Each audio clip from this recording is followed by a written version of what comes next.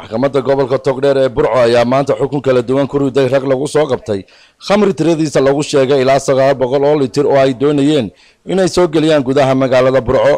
gudoomiyaha maxkamadda gobolka Togdheer Maxamed Casuur oo sheegay xukunka iyo khasaaraha lacageed ee uu ku xukumay raggan ayaa waxa uu yiri maxkamaddu waxay ku heshay dambi ku heshay سنة كواد عبد الساق ديك شكري إذا سنة اللبات عبد عور عبد يوسف الحمد لله حكوت وحكوا حكمتي أفر سنة حرقة يأفر مليون وكلاح محمد فخسار ترول كي قارقة وحكوا حكمتي محكمته أفر سنة حرقة يأفر مليون وكلاح عبد مدن حكوت ومقناه وحكوا حكمتي أفر سنة حرقة يأفر مليون وكلاح هليلة لبرك شنات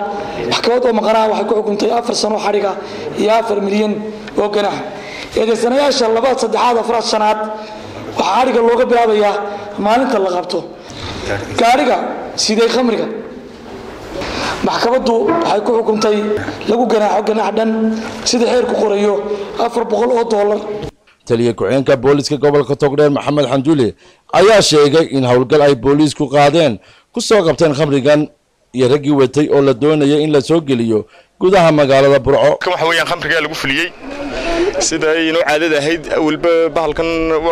waan deys u gaarsan jirnay maanta habeen hore ciidanka biliiska